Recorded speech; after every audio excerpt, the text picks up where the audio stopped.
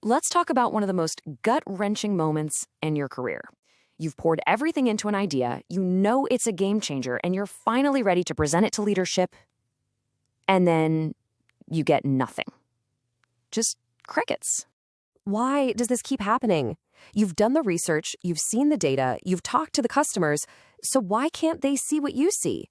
It's just incredibly frustrating. But what if I told you it's actually your fault? And stick with me here, what if that was actually fantastic news? Because if it's your fault, it means it's a skill you can learn, a problem you can fix, and a game you can actually win. So today we're going through a super high-density playbook that's going to completely change how you get buy-in. We'll hit the crazy world of an executive, the key mindset shift you need, how to gather intel before the meeting, tactics for inside the room, building long-term trust, and why this is the one skill that AI is never going to replace. Okay, let's dive right in. First things first, we have to get inside the head of our executives. If you want to influence them, you have to understand their reality. And trust me, their reality is absolute chaos. I love this metaphor. Just picture it. Their day is like a strobe light. It's flashing from one thing to the next. 8 a.m., intense budget review. 9 a.m., a legal crisis. 10 a.m., a huge HR problem. And then, at 11 a.m., there's you with your product review.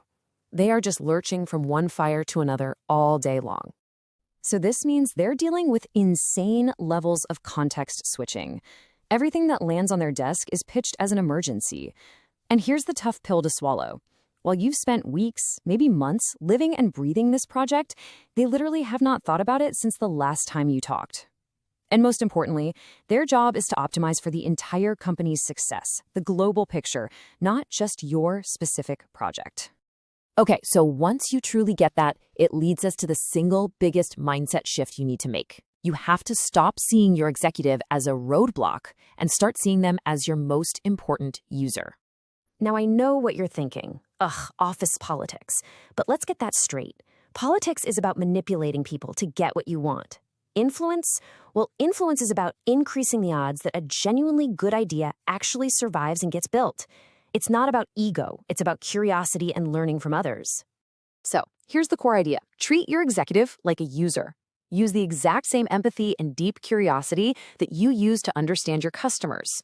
Your goal is not to just walk in and get a rubber stamp. No, your goal is to learn from them, to leverage their unique, high-level perspective to make your own plan even better. It totally flips the script from a battle into a collaboration. All right, with that mindset locked in, let's get tactical. Winning the meeting doesn't start when you walk through the door. It starts way before with some good old-fashioned intelligence gathering. And you have a whole network of sources you can tap into. Their EA or chief of staff, they know everything, what they're stressed about, what their priorities are. Talk to colleagues who've pitched them successfully before. Ask them what worked. And in today's world, this is really cool, you can even train a private AI on transcripts of their past meetings and literally ask it, what's this person likely to poke holes in? Now, when you're doing this research, please don't ask that tired, generic question, so what's top of mind? It's useless. You need to ask spicier questions that get to the real heart of the matter. Try something like, what is the board pushing you on this quarter? Or what are the biggest pressures you're dealing with right now? That's how you find out what really keeps them up at night. Okay, you're prepped. You've done your homework. Now you walk into the room. Let's break down the tactical moves that will make or break this meeting. You have 30 seconds, maybe a minute, to grab that strobe light brain and ground it. Don't waste a single second. Number 1, state exactly why you're here. 2, quickly remind them what happened last time you met. And 3, state the clear, specific goals for this meeting. This opener is like a cheat code for cutting through the noise. Sooner or later, they're going to say something you totally disagree with. Your first instinct is probably to fight back, to argue. Don't. Instead, get curious. Just say, that's so interesting. What led you to believe that? This isn't a trick, it's a genuine question. It opens a door to understand their context. Maybe they just came from a meeting you know nothing about. It turns a potential fight into a moment of collaboration. So what happens when they give you a super specific, prescriptive idea, like make the button blue? You use what's called the steward plus 2 more rule. In your next meeting, you present their exact idea exactly as they described it, plus 2 other alternatives that you, as the expert, think are even better. This does two things. It shows you listened, but it also creates a space where you can objectively debate the pros and cons and guide them towards the best solution.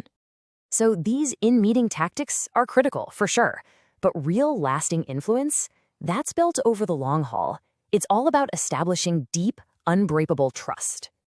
So what is the single most powerful, most senior level, and honestly, most counterintuitive way to build that trust? It's not what you think. It's not about always winning your arguments or getting more budget. It's about killing your own projects. I'm serious. When you are the one to say, hey, I know we worked hard on this, but it's no longer the right thing for the business, you prove something incredibly profound. You prove your loyalty isn't to your own ego or your team's pet project. It's to the company's overall success. That is a massive trust-building move. Another fantastic tool is to shrink the change. Let's say you have a huge, audacious idea that feels really risky to leadership. Don't ask for a massive 6-month commitment. De-risk it for them. Propose a 1-week experiment, a tiny pilot program. Make the yes so small and easy they can't say no. Then you use that small win to build momentum for the bigger ask down the road. Look, in a world where AI can write code and analyze data, you might be asking where your leverage is. It's right here. The ability to navigate human complexity, build trust, and align people around a great idea, that is the fundamentally human skill that AI will never be able to touch. All right, let's do a quick high-density recap of the playbook. 1. Treat your exec as a user. 2. Acknowledge their strobe light reality. 3. Master that 30-second opener. 4. Disarm any disagreement with what led you to believe that. 5. Use the Stewart +2 rule to manage feedback. 6. Shrink the change to make big ideas less scary. And 7. Build ultimate trust by being willing to kill your own projects. If you only take one thing away from this today, let it be this. The absolute best way to influence up is to stop seeing it as a fight and start applying the exact same empathy and curiosity to your leaders that you already use with your best customers. And that brings us to our hardcore debate. That Stewart +2 more tactic we talked about, is it a genius way to guide decisions toward the right outcome, or is it a big pitfall that just signals you're indecisive?